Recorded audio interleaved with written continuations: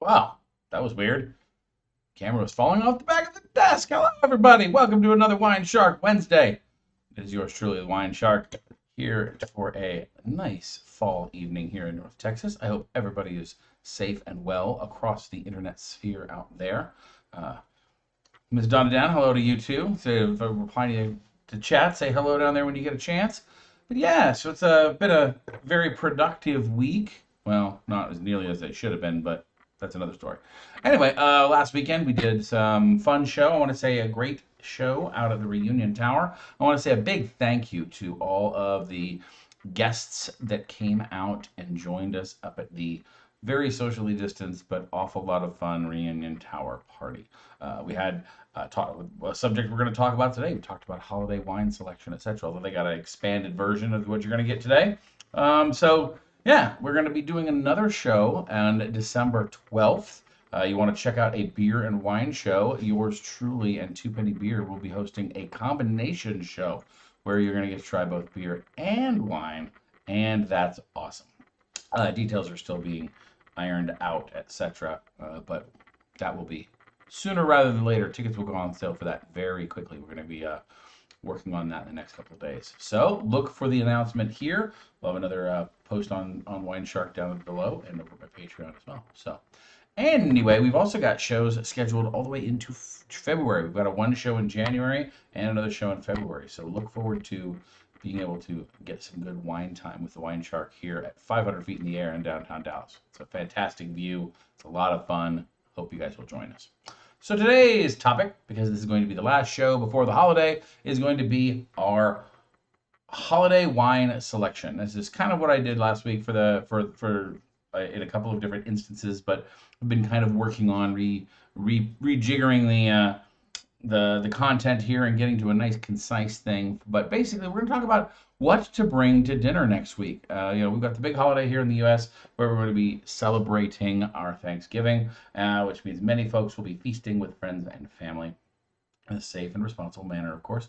But anyway, it's going to be exciting, and I want to talk a little bit about how wine will feature into that because for some reason this can often terrify people, and I totally get it because people think that wine and food is a big complicated topic, and I'm here to break it down for you to just the basics you need to know. So November and December both they present us with a lot of holiday options. The entertaining opportunities are greater in frequency than most of the rest of the year. The fall flavors are in full effect in all of these things.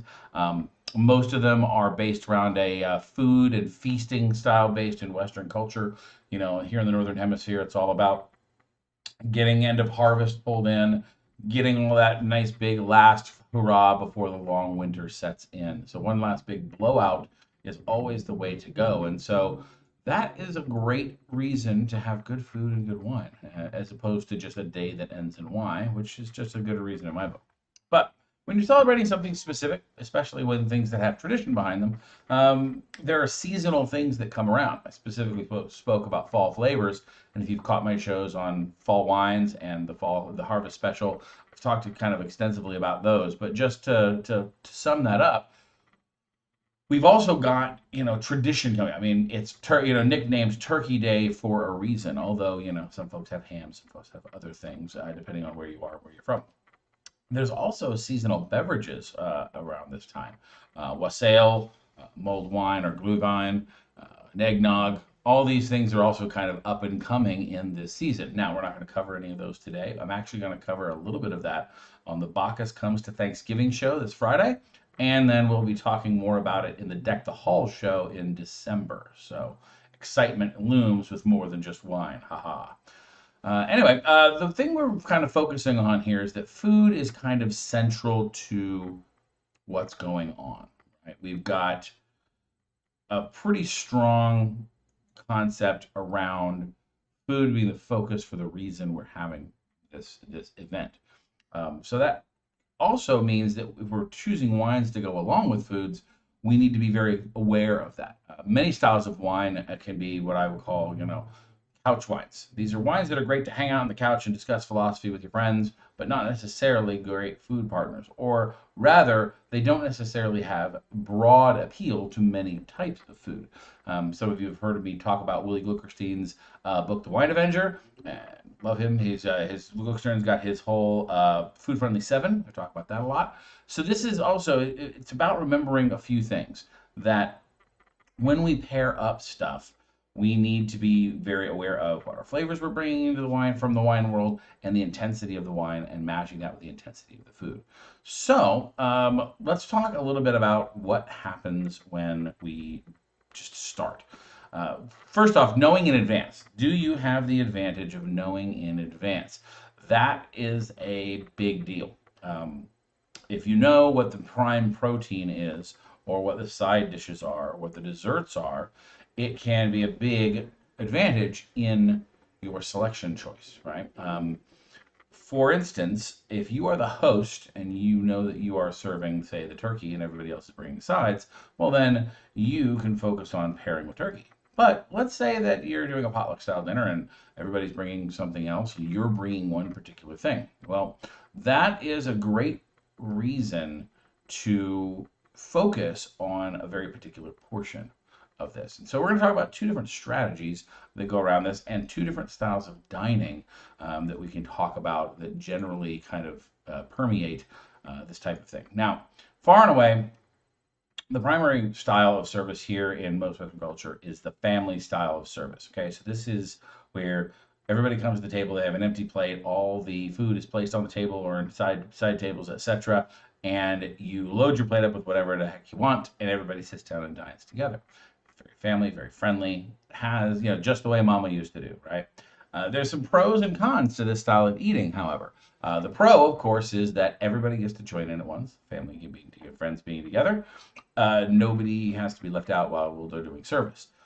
Second, it's all done, right? It's all one big wave of stuff. It's out there. It's a get it done kind of mentality. But the con is that you need to thread the needle between a lot of different food styles. Another pro, by the way, of course, is that guests are only getting exactly what they want, right? If they don't like green beans, then they don't have to eat green beans. So those are all very good pros. But on the other hand, when you're trying to pair things from a wine perspective, you don't know necessarily what's on everyone's plate. You can't hit that.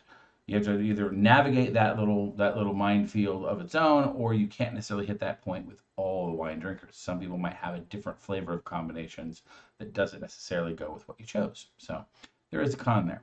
Now, course-based dining, where you do course after course after course, where like a traditional French style would be something like an appetizer course, a soup course, a main course, a cheese and salad, and then a dessert. So this style of dining has some advantages and disadvantages as well. The advantage here is that you get to very specifically target individual courses. Right? There's discretion amongst those things, which is great for our wine pairing. Secondly, portions tend to be a little bit smaller. We've all had turkey comas after our Thanksgiving day, and in fact, I think we've made a national sport of it. But the reality is, smaller portions will help you get through more and different types of flavors if you're really being honest with yourself. And so course-based dining can help reduce those portions that we're getting on. We have a little bit less post-Thanksgiving guilt. Second is that by giving yourself a break and dining slower, you're also going to be less prone to those full feelings as well.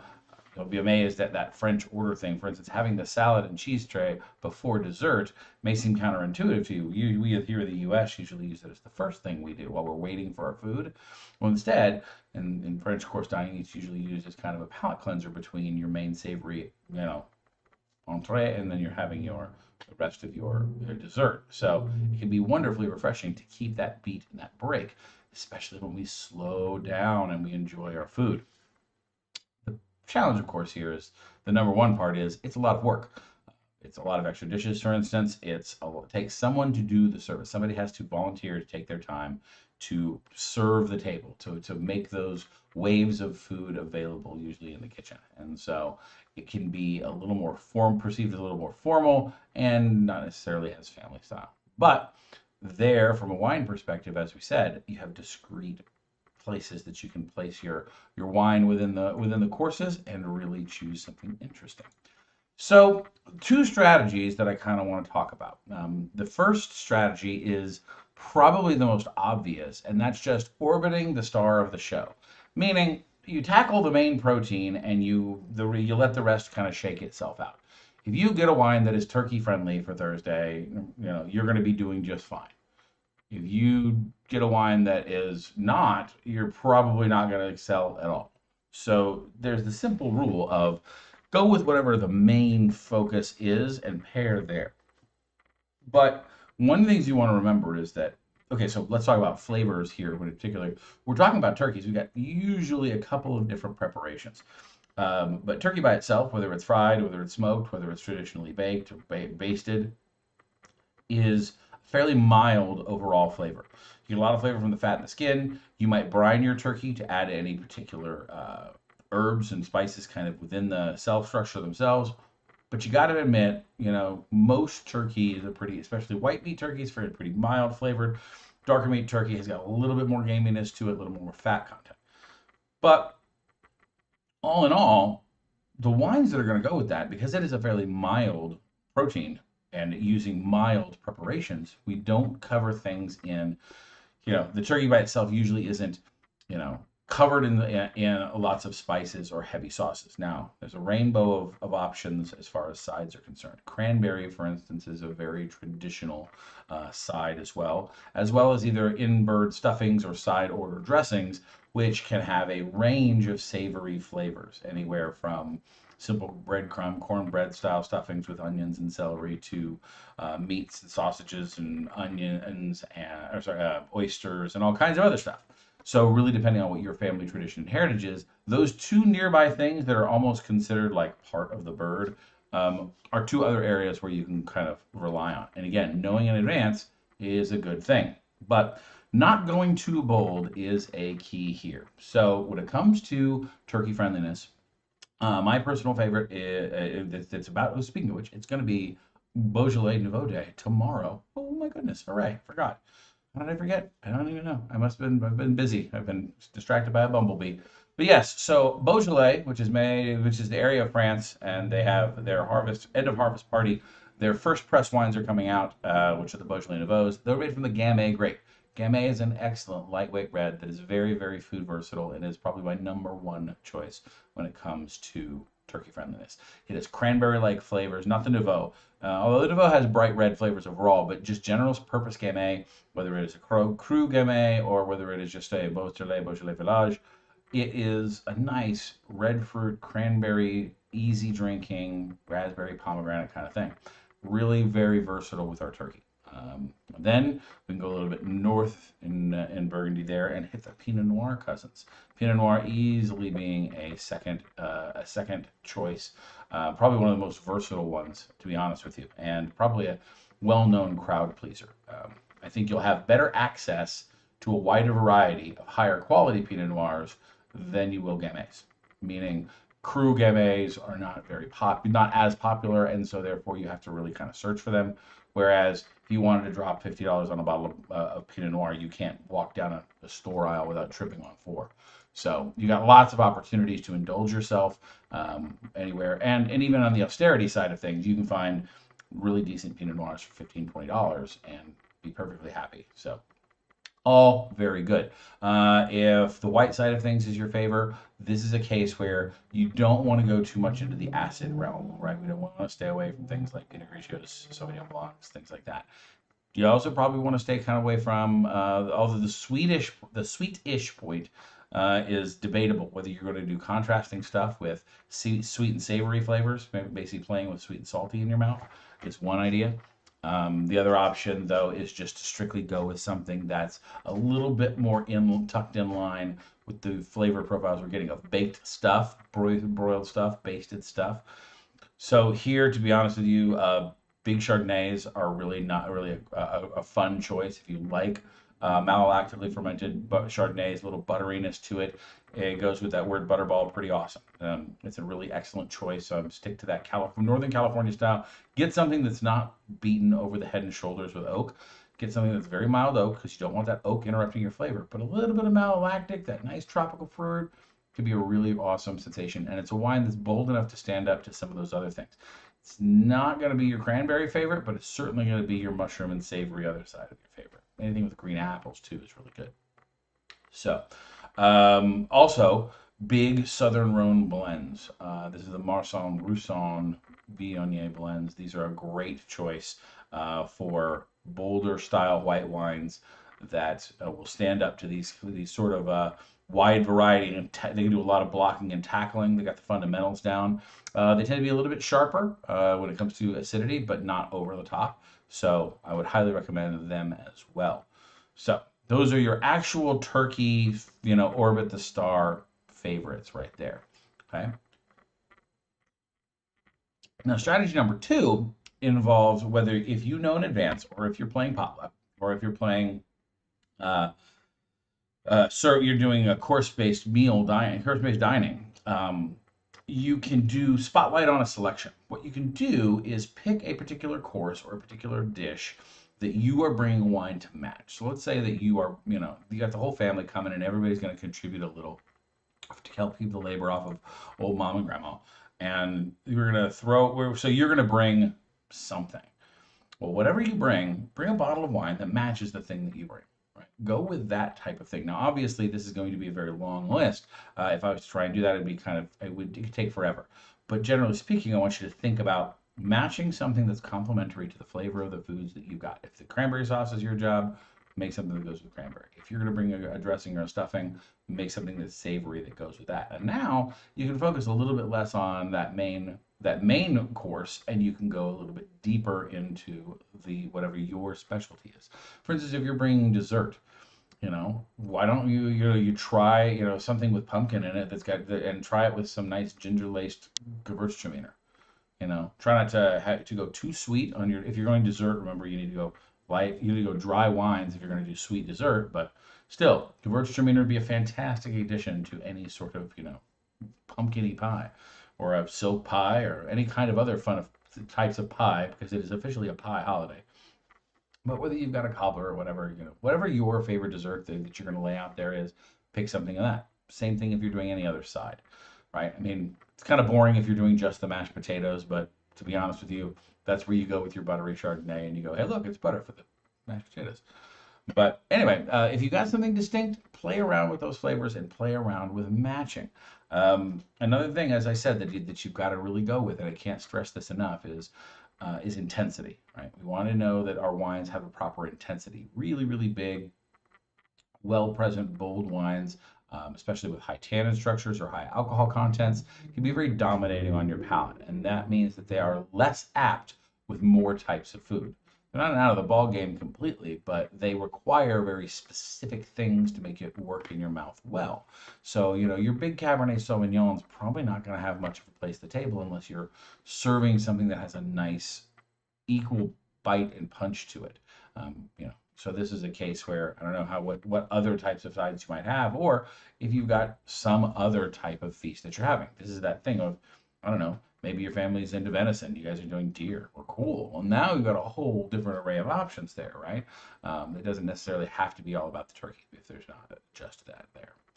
So anyway, it's all about thinking through that one little detail. And you can be an excellent guest, or conversely, an excellent host, by just showing that little bit of thoughtful effort. When we talk about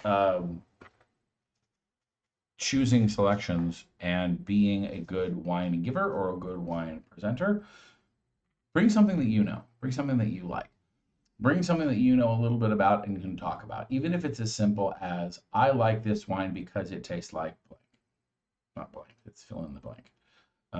So that type of thing is a really great way to share what it is that you love, to share that thing with other people, and to have a good reason for doing what you did. In other words, to be thoughtful, to be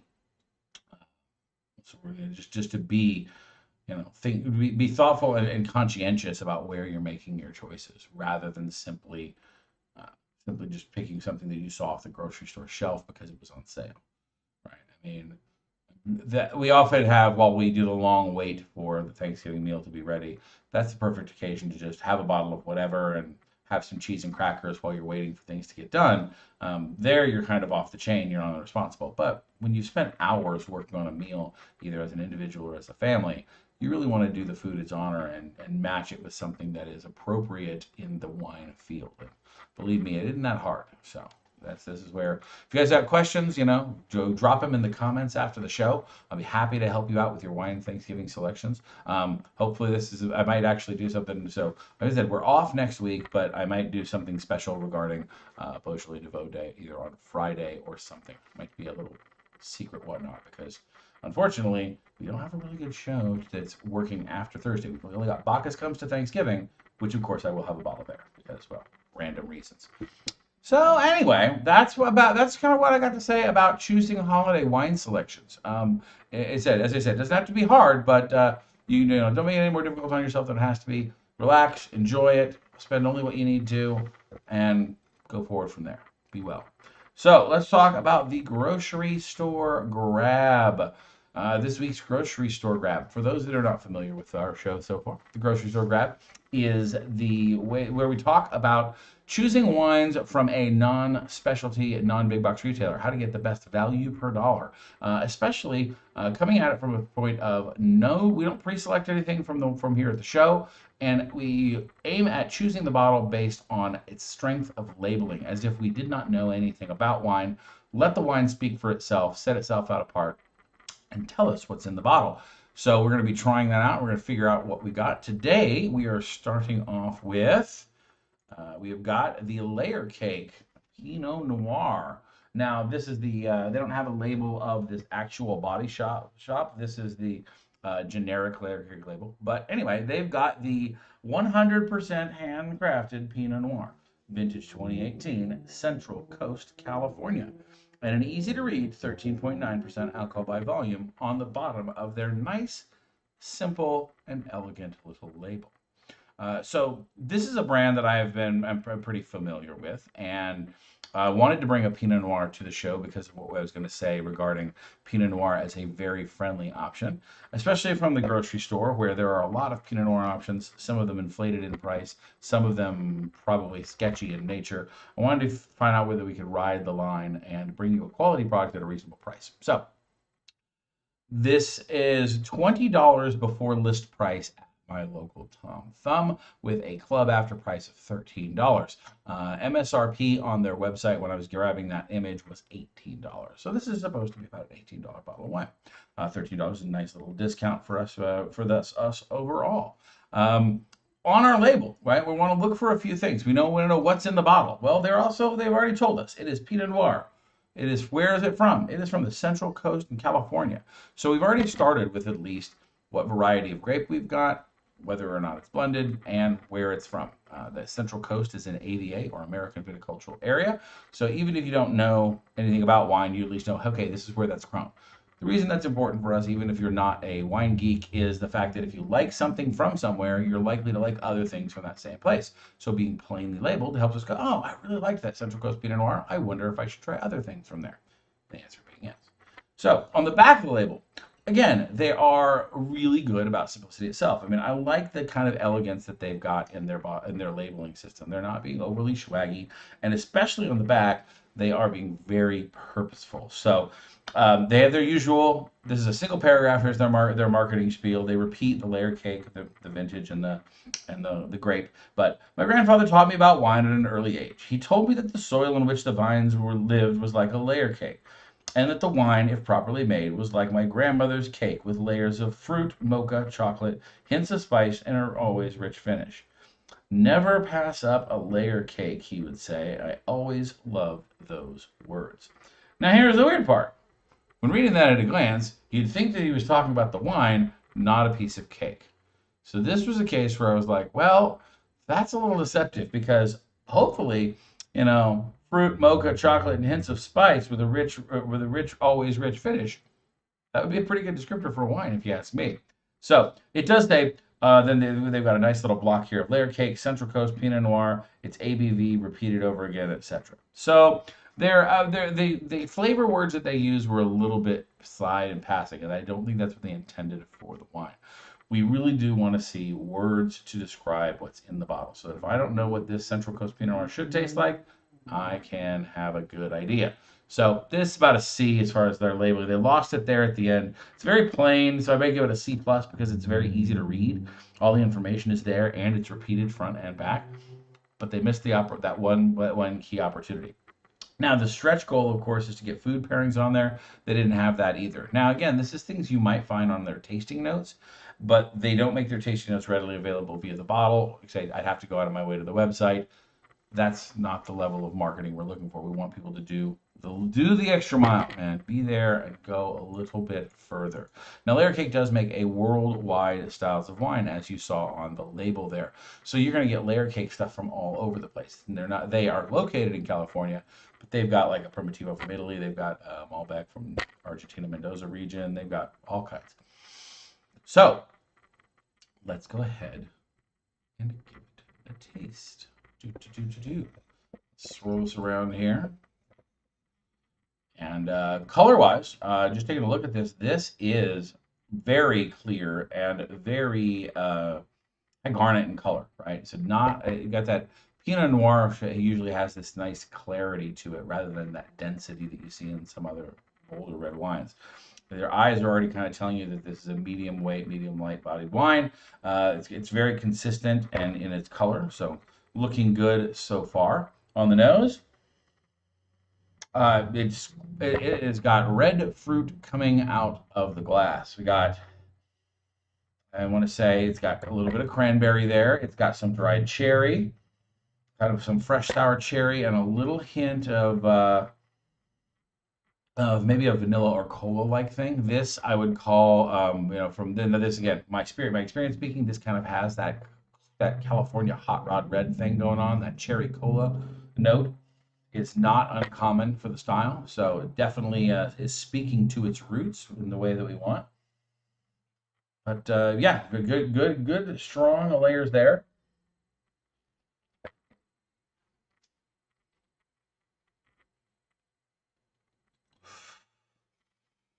Oh yeah, just a little hint of acid for a slight mouth watering.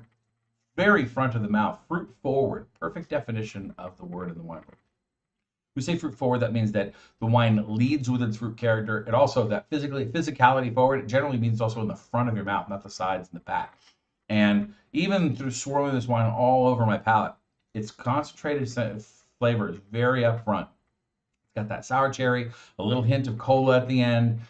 Its burst of cranberry pomegranate kind of at the front, kind of fresh pomegranate juice.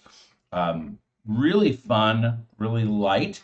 Doesn't stick to your palate. It's got a little bit of tannic grip as it should. It's a red wine, but it's not grabbing the sides of your cheeks and the sides of your tongue. It's not coating your mouth.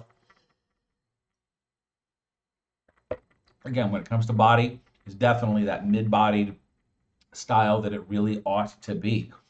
We answered 3 questions though. So is it well executed? Oh yeah, very well made wine. Nothing to scream and write Robert Parker about or anything like that, but it is definitely on point. It doesn't have any flaws that say that they've been cheating or cutting corners. It doesn't have that fake oak flavor. It's not overly vanilla and that kind of thing. The color is really clean, and more importantly, those aromas match that palate very, very nicely. Is it on style? Oh yeah, this is a perfect identifier of what I call those California hot rod reds. It's got that cherry cola thing going on. It's got red fruit all over the darn place. It's fast, it's lean, really classic Central Coast. I mean, this is California Pinot writ normal.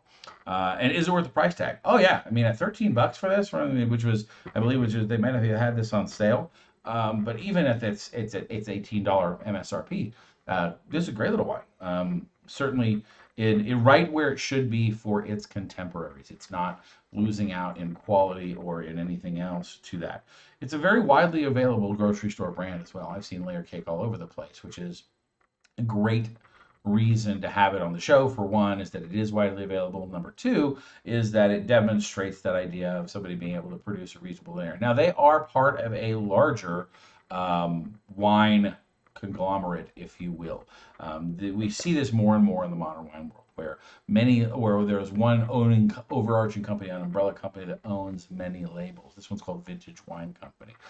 This is a pretty big deal. Then, so looking on their site for the assets to grab the images, for instance, you discover that they are one of 20, 30 odd brands that this company owns. And those umbrella corps can have good effects because, again, what they're trying to do there is they're trying to spread that cost of marketing and labeling around and provide benefits to these smaller places or larger places they may be. So, not everybody on that list is going to be a Layer Cake equal. I mean, a lot of the names I'd never heard of before, which means they're obviously a little bit small, a little bit more boutique, or simply aren't available in my region. So one of those things is true. We should see. So, Mark Middleton says hello from California outside of today. Well, welcome from California, and hello to Miss Barbara. Good to see you guys again on the show. I hope you guys are enjoying some of our nice fall weather out in California too. Although you guys said it had been hot from the last time we spoke, but those late hit summers are certainly part of the deal. So, anyway, I hope do you guys have any questions so far? We've been talking about entertaining with wine. We talked about this Layer Cake Pinot Noir, but now's that portion of the show where we are open to your questions. You guys get to drive for a little while because I'm going to finish some more of this very nice wine. Yeah, I'm liking that. I've tried Layer Cake stuff in the past. Their Primitivo, for instance, is pretty good. I think I've had their Chilean Cab maybe once upon many snows ago, but quality juice. Can't complain. Definitely gonna have to continue with trying some of their other styles and see whether they match up. So. Well, it doesn't look like we have any questions or anything from anybody, so we'll move on to just entertaining you, just to hear the sound of my own voice. A couple of other topics to talk about. I'll reprise the stuff from the beginning of the show that we'll talk about. I want to say thank you to all of our folks who attended at Reunion Tower. It was an excellent show. It was very well attended, and it was a lot of fun to do a show up at the Cloud 9 deck with the beautiful Dallas skyline behind us. Tried 5 different wines. We did holiday and entertaining with wine. So just a more expanded work on what we just talked about with food strategies here today. And we're going to be doing another show on December 12th. We're going to be doing beer and wine, myself with 2 Penny Beer as well. So the details of that are being worked out here very soon. And then we've also got shows in January and February at Reunion Tower for yours truly. So look forward to many opportunities to be able to see the WineShark here in the near future, in addition to here online.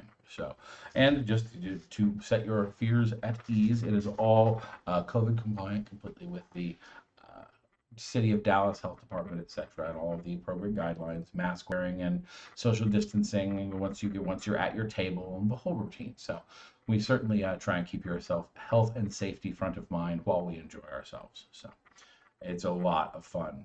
We've also got in the upcoming section, we've got Bacchus Comes to Thanksgiving. That's on Friday. Now that's a Wine Plus show. We're going to do a couple of different food dishes along with a couple of different wines. As well as I've got a special share. We're going to taste test and take for a drive the Clyde Commons Eggnog, which is a tequila Amontillado sherry eggnog, which sounds fascinating, and so we're going to be checking that out. But we've also got a couple of awesome wines. Some of the appetizers that or side orders rather, that I actually serve at our own home when we're talking about our home to yours.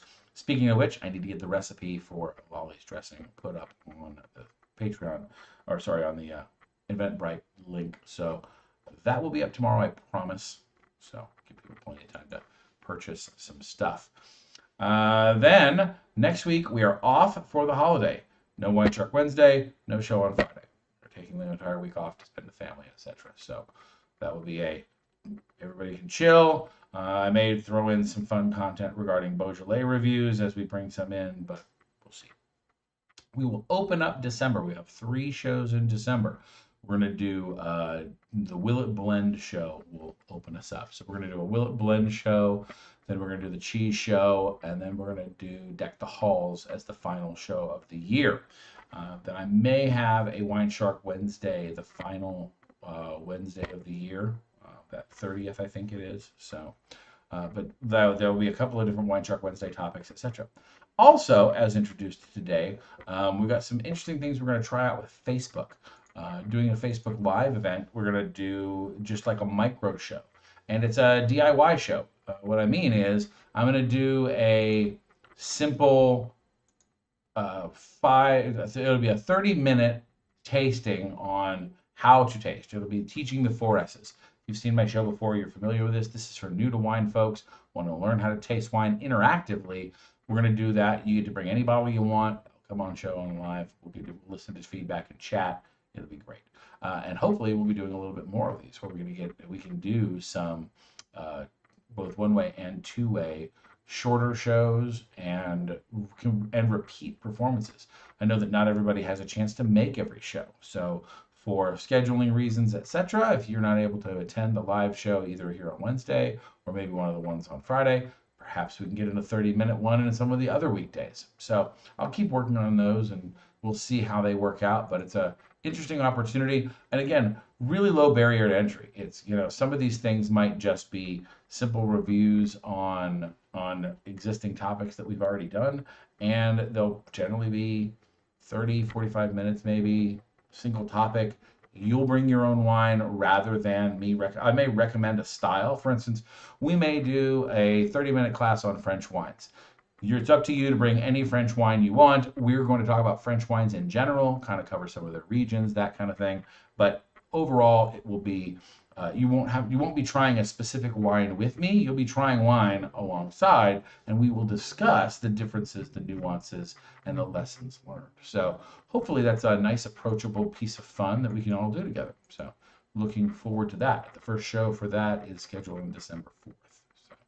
Hopefully we'll get some traction and we'll get going there. All right. Well, everybody's kind of quiet, and so looking for that second recipe. Well, yeah, it'll be out. Fear not. In short, grab yourself some mushrooms, onions, celery, wild rice, breadcrumbs for croutons, and sausage. That's the short form. Chicken broth, some other stuff. But yeah, I will get a full detail up there, and it is very easy to make and a lot of very fun memories that go along with it. So the first dressing I really, really liked, even though it's a dressing, not a stuffing. It doesn't go in the bird. It's cooked on the outside of the bird. Cooked in the oven. So, all right, guys. Well, if you guys have no further questions and no further need of me, I have been your WineShark. I wanted to say thank you all very, very much for coming to join me. Hope to see you at one of the new tastings or see you at downtown Reunion Tower. Be a lot of fun. And as always, hit me up in the comment section below. Tell me about your favorite holiday wines. What kind of things are you thinking about bringing to Thanksgiving? If you like what we're doing, like and subscribe, share with a wine-loving friend. If you really like what you're doing, check out Patreon. We've got some awesome exclusive content for Patreon members only, including good discounts to some of our events and special events for them only and such. So it's kind of fun. So until next time, folks, I have been your WineShark. I say to you, cheers. And if I don't see you before then, happy Thanksgiving, everybody. And don't succumb to any of that Black Friday nonsense. Stay home and play games with the kids. It'll have a lot more fun. Promise.